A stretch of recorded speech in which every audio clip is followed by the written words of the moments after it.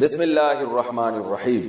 عورت کا سر پر جوڑا باندھنا، کیا آپ صلی اللہ علیہ وسلم کی ایسی کوئی حدیث ہے کہ میری امت کی عورتوں نے اونٹ کے کوہان کی طرح جوڑے باندھے ہوئے ہوں گے؟ تو کیا عورت کے لیے جوڑا باندھنا جائز ہے؟ اگر گھر میں غیر محرم نہ ہو تو کیا اس صورت میں باندھ سکتی ہے؟ نیز اس حالت میں نماز ہو جاتی ہے یا نہیں؟ امت اللہ صاحبہ انڈیا سے۔ رسول اللہ صلی اللہ علیہ وسلم نے فرمایا کہ قرب قیامت میں ایسی عورتیں پیدا ہوں گی کاسیات عاریات، لباس پہننے کے باوجود برہنہ ہوں گی، اور فرمایا رؤوسہن کاسنمۃ البخت، ان کے سر ایسے ہوں گے جیسے اونٹ کے کوہان، جیسے اونٹ کا کوہان اٹھا ہوا ہوتا ہے نا، تو ایسے سر ان کے اٹھے ہوئے ہوں گے۔ اس سے صاف پتہ چلتا ہے کہ عورت کے لیے سر کے بال اوپر کی طرف اٹھا کے رکھنا یہ ناجائز اور حرام ہے۔ تو جوڑا باندھنا ہے تو پیچھے کی طرف باندھے، اوپر کی طرف نہ باندھے، چاہے محرم ہو یا نہ ہو، اس سے کوئی فرق نہیں پڑتا۔ تو ایسی عورتوں کے بارے میں نبی نے فرمایا لا یجدن ریح الجنہ وان ریحها لیوجد من مسیرۃ کذا وکذا، یہ جنت کی خوشبو بھی نہیں پائیں گی، حالانکہ جنت کی خوشبو تو بہت دور سے محسوس ہوگی۔ اور ایسی حالت میں عورت کے لیے نماز بھی جائز نہیں ہے، مکروہ تحریمی ہے، کیونکہ نماز کے اندر گناہ کا ارتکاب کیا جا رہا ہے۔ جب بھی گناہ کے ساتھ نماز پڑھی جاتی ہے تو اس کا اعادہ لازم ہوتا ہے۔ جوڑا بنا کر نماز، اتر پردیش یو پی، یہاں سے خاتون نے پوچھا ہے، اتر پردیش ہمارا بھی وطن جو ہے نا یو پی ہے، سہارنپور۔ جب بھی کوئی صاحب اتر پردیش سے رابطہ کرتے ہیں نا تو ایک دم ہمیں اپنے ابا دادا یاد آ جاتے ہیں۔ کیا بال کو جوڑا بنا کر نماز ہو جاتی ہے؟ بال کو کا جوڑا بنا کر اگر سر پہ یعنی اوپر کی جانب جوڑا بنایا ہے تو پھر نماز مکروہ ہے، کیونکہ حدیث میں ایسی عورت پر لعنت وارد ہوئی ہے۔ پیچھے کی جانب اگر جوڑا بناتی خاتون تو ٹھیک ہے۔ آئی لائنز لگانا، یو پی سے کسی نے پوچھا ہے خواتین کے لیے آنکھوں پر آئی لائنز لگانا کیسا ہے؟ میں نے سنا کہ یہودی لگایا کرتے تھے۔ آئی لائنر یہ کیا ہوتا ہے بھائی؟ آئی لائنر یہ کیا ہوتا ہے؟ کاجل کی طرح؟ بہرحال جی یہ کہہ رہے ہیں کاجل کی طرح کی کوئی چیز ہے آئی لائنر، تو لگانا جائز ہے، یہودی تو لگایا کرتے تھے، لگاتے بھی ہوں، تو یہ تو ایک زینت کی چیز ہے نا، اس کا یہودیوں سے کوئی مذہبی رسم تھوڑی ہے۔ باقی اس میں یہ دیکھ لینا چاہیے کہ کوئی ایسی چیز لگانا کہ اس کی تہ جم جائے اور وضو کا پانی اس میں نہ جائے تو ناجائز ہوگا، جیسے نیل پالش میں۔ اور اگر صرف زینت برائے زینت ہی ہے، یا مینسز کے دنوں میں خواتین لگا رہی ہیں کہ وضو کا کوئی مسئلہ ہی نہیں ہے اس وقت، تو پھر بلا کراہت جائز ہے۔ خلاصہ یہ کہ یہودیوں کی وجہ سے یہ ناجائز نہیں ہے۔ پانی پہنچے نہیں پہنچے وہ آپ خود تحقیق کر لیں کہ اس میں پانی پہنچتا ہے کہ نہیں پہنچتا، اور پانی پہنچتا ہے یا نہیں پہنچتا اس کا ایک سادہ پروسیس ہے کہ آپ کاغذ پہ کسی بھی ایسی چیز کو لگائیں جو آپ نے جسم پہ لگانی ہے نا، کاغذ پہ لگائیں، جب وہ خشک ہو جائے تو پانی ٹپکائیں، تو پانی کا قطرہ اگر جذب ہو جاتا ہے اندر تو اس کا مطلب پانی پہنچ رہا ہے، جذب نہیں ہوتا تو اٹ مینس پانی نہیں پہنچ رہا۔ واٹر پروف کاجل یا آئی لائنز میں وضو کا حکم۔ کاجل میں آئی لائنر میں واٹر پروف لکھا ہوا ہوتا ہے، ایسا نہیں ہے کہ اس میں کوئی پلاسٹک لگتی ہے، پلاسٹک دکھتی ہے، لیکن اس پر یہ لکھا ہوتا ہے، تو کیا اسے لگا کر وضو اور نماز ہو جاتی ہے یا نہیں؟ اگر واٹر پروف ہے تو صاف مطلب ہے کہ اس کے اندر پانی نہیں جائے گا، اور جب پانی نہیں جائے گا اس کے اندر تو پھر وضو نہیں ہوگا، نماز بھی نہیں ہوگی۔ شوہر کی خواہش پر آئی بروز بنانا، اگر شوہر کی خواہش ہو تو کیا بیوی کے لیے آئی برو بنانا جائز ہوگا؟ مسز خان کراچی سے، نہیں جی جائز نہیں ہے۔ نبی صلی اللہ علیہ وسلم نے لعنت فرمائی ہے ان عورتوں پر جو اپنی جو آئی بروز ہیں، بھویں ہیں، ان کے بال نوچتی ہیں، چونکہ یہ تغییر خلق اللہ ہے، اللہ کی تخلیق کو بگاڑنا ہے، تو حرام باتوں میں شوہر کی اطاعت جائز نہیں ہے۔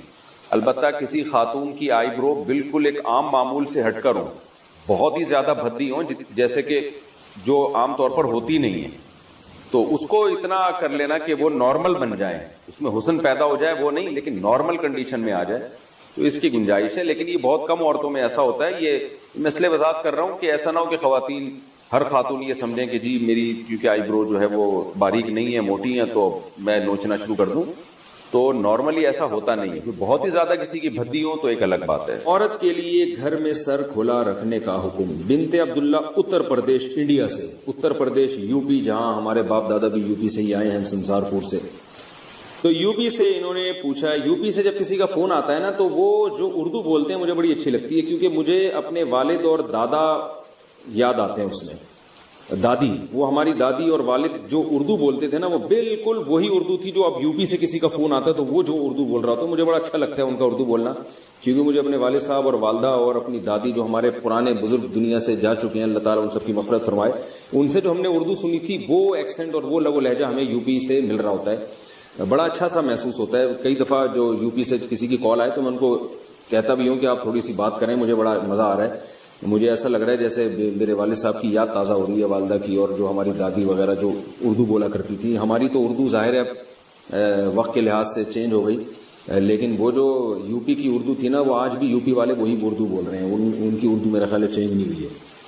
تو انہوں نے کہا ہے کہ عورت کے لیے گھر میں سر کھلا رکھنے کا حکم, کیا گرمی کی وجہ سے لڑکی گھر میں والد اور بھائی کے سامنے صرف گلے میں دوپٹہ ڈال سکتی ہے؟ اگر سر نہ ڈھانپے تو کوئی حرج تو نہیں ہے, جائز ہے. سر چھپانا والد اور بھائی کے سامنے لازم نہیں ہے, لیکن بہرحال حیا عورت کی زینت ہے.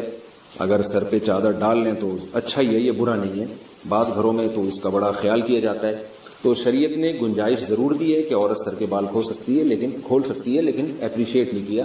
تو اگر چادر سر پہ رکھیں تو زیادہ اچھی بات ہے, لیکن کوئی فرض نہیں ہے. اذان کے دوران سر پر دوپٹہ لینا, کیا اذان کے وقت سر پر دوپٹہ نہ لینا گناہ کا باعث ہے؟ نیز اگر کوئی ضروری بات ہو رہی ہو یا قرآن کی کلاس ہو رہی ہو تو کیا اذان کے وقت اسے جاری رکھنے میں کوئی حرج تو نہیں؟ بنت اجمل بہاول نگر سے.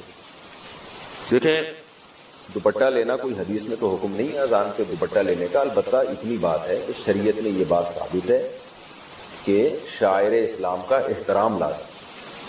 وَمَن يُعَظِّمْ شَعَائِرَ اللَّهِ فَإِنَّهَا مِن تَقْوَى الْقُلُوبِ. قرآن کہہ رہا ہے کہ جو بھی شاعر اللہ کی تعظیم کرتا ہے, احترام کرتا ہے, تو یہ دل کے تقوی کی علامت ہے.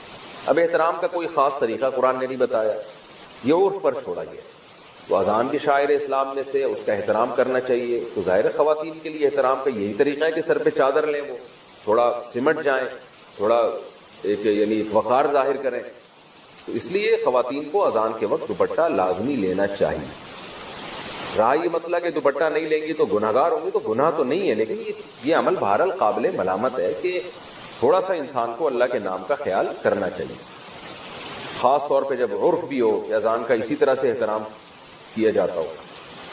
اور رہا یہ مسئلہ کہ اس وقت باتیں کرنا یا قرآن کی کلاس, تو بہتر تو یہی ہے اور بہت تاکید ہے اذان کے احترام کی. تو اذان جب ہو رہی ہو تو آپ اپنی کلاس کو تھوڑی دیر کے لیے روک لیں. حتیٰ کہ فقہا کہتے ہیں بہتر یہ کہ تلاوت بھی نہ کی جائے اس وقت, تو باتیں بھی نہ کی جائیں, اذان کو سنا جائے. البتہ اس سے وہ اذان مراد ہے جو آپ کے محلے کی مسجد کی ہو, کیونکہ اذانیں بھی 4-4 5-5 آوازیں آ رہی ہوتی ہیں. تو بس وہ جو آپ کے محلے کی مسجد کی اذان ہے آپ اس کا احترام کر لیں تو کافی ہے. باقی اذانیں ہو رہی ہیں پھر وہ ہونے دیں. تو فرض واجب تو نہیں ہے یہ عمل, لیکن یہ اذان کے احترام کا بہرحال تقاضا ہے. ہاں کوئی بہت ہی اہم مجلس ہو جس کو بعد میں کرنا ممکن نہ ہو تو وہ ایک الگ بات ہے, اس میں پھر اذان کے وقت بھی اس کو جاری کیا جا سکتا ہے. نقاب عورت کے لیے پورا جسم ہے, چہرے کے نقاب نہ کرنے کے بارے میں کیا حکم ہے؟ دیکھیے, اسلام میں پردے کے مختلف درجات ہیں. اسلام میں پردے کے مختلف درجات ہیں. ایک درجہ تو یہ ہے کہ عورت اپنے آپ کو اتنا چھپا دے کہ اس کی چادر پہ بھی مرد کی نظر نہ پڑے کبھی بھی, تو یہ سب سے اعلیٰ درجہ ہے. بعض صحابیات ایسی ہوتی تھیں وہ ان کو کبھی کسی مرد نے دیکھا ہی نہیں, ان کو مخدرات کہا جاتا تھا. لیکن ظاہر ہے یہ وہی خواتین ہو سکتی ہیں جن کا پھر مردوں سے کوئی لین دین نہ ہو یا معاشرے میں کوئی. حضرت عائشہ رضی اللہ تعالی عنہا تھی, انہیں چونکہ مسائل بتانے ہوتے تھے تو وہ آواز کا پردہ نہیں کرتی تھی, وہ بتاتی تھی مسائل پردے کے پیچھے سے. لیکن کچھ صحابیات ایسی تھیں جو اپنی آواز بھی مردوں سے چھپاتی تھی. تو اعلیٰ درجہ ہے, کوئی عمل کرنا چاہے اور اس میں کوئی نقصان بھی نہ ہو تو سب سے اعلیٰ درجہ ہے, لیکن لازم نہیں ہے. دوسرا درجہ یہ ہے کہ عورت اپنا چہرہ کھولے اور اپنے ہاتھ اور اپنے پاؤں کھول لے, باقی پورا جسم غیر محرم مرد سے. یہ سب غیر محرمی کی باتیں ہو رہی ہیں, محرم مراد نہیں ہے, محرم سے پردہ نہیں ہوتا. تو غیر محرم مرد سے چہرہ, ہاتھ اور پاؤں کے علاوہ پورا جسم کیا کر لے, چھپا دے. یہ والا پردہ چاروں ائمہ کے نزدیک بولو بھائی فرض ہے, یعنی کم از کم اتنا درجہ. اس میں کسی کا کوئی اختلاف بولو بھائی نہیں, کوئی اختلاف نہیں ہے. ایسی عورت اپنے سر کے بال نامحرم کے سامنے نہیں کھول سکتی, ٹھیک ہے نا, اپنی پنڈلیاں اپنی کلائیاں نہیں کھول سکتی. چہرہ اور ہاتھ اس کے بارے میں کیا ہے, بولو بھائی اختلاف ہے. باقی چہرہ اور ہاتھ کے بارے میں راجح قول کیا ہے؟ تو دیکھیں راجح قول یہ ہے کہ چہرے کا پردہ جوان عورت پر ضروری ہے مگر وہ چہرہ سطر میں داخل نہیں ہے. سطر کا مطلب یہ ہوتا ہے جیسے ناف سے لے کے گھٹنے تک مرد کے لیے چھپانا ہر حال میں کیا ہے؟ ضروری ہے نا.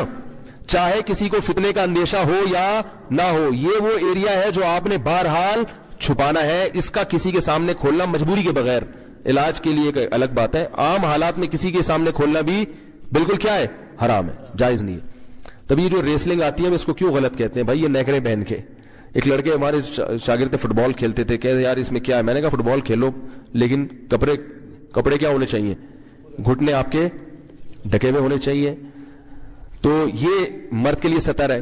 تو عورت کے لیے چہرہ, ہاتھ اور پاؤں کے علاوہ کا جو ایریا ہے نامحرم کے لیے وہ کیا ہے؟ سطر ہے. اس میں فتنے کا اندیشہ ہو یا نہ ہو, جوان عورت نے بہرحال وہ بولو بھائی چھپانا ہے. بوڑھی عورتوں کو کچھ چھوٹ دی ہے شریعت نے, لیکن جوان عورت نے, اور 50 سال کی عورت بھی یاد رکھو جوان ہوتی ہے. بعض لوگ جوان کا مطلب کہتے ہیں کہ 19 سال کی ہو, جب تک بالکل اس کو اتنی چہرے پہ جھریاں نہ آ جائے کہ استری کرنے کی باقاعدہ ضرورت پڑ جائے, اتنی جب تک جھریاں نہیں آتی وہ کیا سمجھی جاتی ہے شریعت کی نظر میں؟ جوانی. اتنی زیادہ اس میں اٹریکشن ختم ہو جائے کہ کسی کو پیسے بھی دو نا تو وہ شادی کرنے کے لیے تیار ہو. جیسے ایک چٹکلا ہے, ٹائم ہے سنا دوں. وہ ایک آدمی کی شادی ہوئی, اس نے بغیر دیکھے شادی کی. اس کو بتایا گیا بھائی بڑی حسین دلہن ہوگی. جب اس نے دیکھا تو وہ تو بالکل ہی بہت ہی بیچاری بدصورت تھی. تو قاضی صاحب نے نکاح پڑھایا. تو اس نے قاضی صاحب سے پوچھا جی آپ کی نکاح پڑھانے کی فیس کتنی ہے؟ قاضی صاحب نے کہا جتنی اچھی تمہیں دلہن لگ رہی ہے نا اتنے پیسے دے دو. بھائی پہلی رات میں دلہن تو سبھی کو اچھی لگتی ہے نا. قاضی صاحب کا خیال تھا 1-2 کروڑ روپے تو ملیں گے لازم. جتنی اچھی تمہیں دلہن لگی ہے اس حساب سے کیا کرو, نکاح میں نے پڑھا ہے, اس دلہن کو حلال میں نے تمہارے لیے کیا ہے, تو مجھے ظاہر ہے تگڑی رقم ملنی چاہیے. جیسی تمہیں دلہن دلائی ہم نے, یعنی تمہارے لیے حلال کی ہے نکاح پڑھا کے, تو اس حساب سے کیا ہونا